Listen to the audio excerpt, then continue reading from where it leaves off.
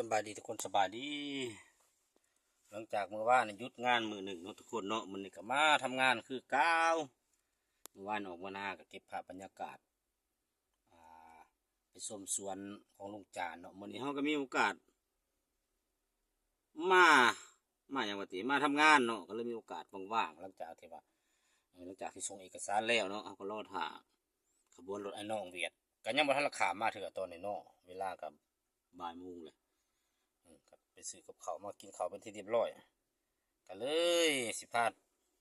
FCท่านผู้ชมทุกคนพระอันเลาะเบิ่งอันบรรยากาศพาชมเบิ่งอันรถยังเขาเอิ้นนะรถบรรทุกอยู่ที่ลานจอดรถบ้านแดนสวรรค์ก่อนเด้อเนาะขออนุญาตสายกล่องก่อนบ้านนะฮะไปทุกคนเดี๋ยวขี่ไว้นะเมื่อจะทาเมื่อจะนั่งมาได้นี่เลยใครอันย่างเลาะๆจักบาทก่อนยังโมเห็นมาง่ายดอกเบิกทรงอาจจะ20:00คนแหละเก็บภาพบรรยากาศนี่คือรถบรรทุกสินค้าของไอ้น้องเวียดนามเนาะโอ้โหจอดเป็นแถวเลยหลายขับป้ายดิจิพาย่างไปลมแรงลมมันตูนมาแต่ภูหลวงคุณว่าสายภูหลวงซึ่งเป็นสายเด่นระหว่างลาวกับเวียดนามเนาะยาวเหยียดเต็มเนื้อหดไต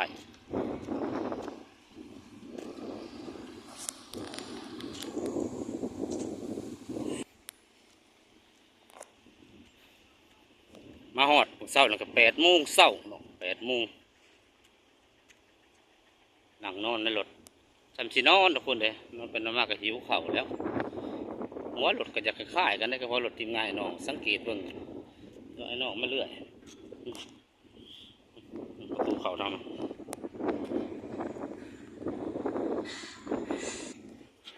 กังหันลมบนภูเขา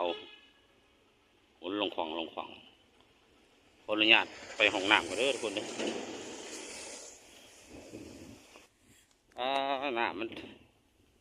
น้ำซึมเหมือนยังกระโดดเลยโอ้โห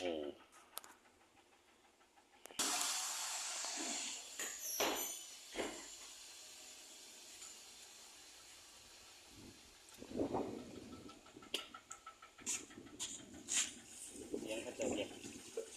เขาบ่อยู่เพิ่ง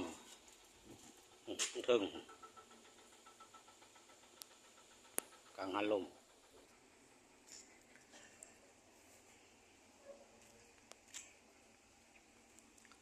โอเคไปต่อทุกคนโอ้ปัจจัยอย่างทุกคนคือ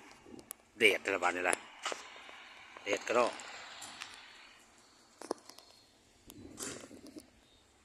เดด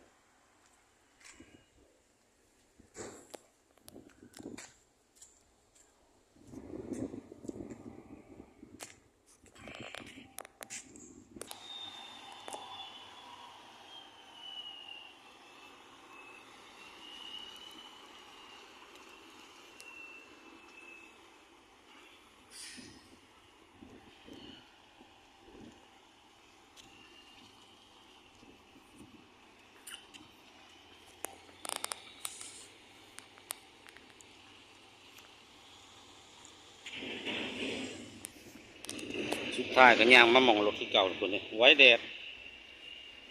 ล้มนิ้วหักแดดแหงเนาะเสื่อนพักเสียนไว้แต่เสาผมเบิ่งก่อนเด้อทุกคนเลยในรถนี่เบิ่งก่อนเด้อมันเลี้ยงไปแล้วบ่เนี่ยได้จิตีมันเย็นเนี่ยพักเสียนแล้วก็นอไม้พึ่งไว้ก่อนมันสิอบพักสะอมพร้อมเป็นยังตีเนาะมันเย็นอยู่ในรถอยู่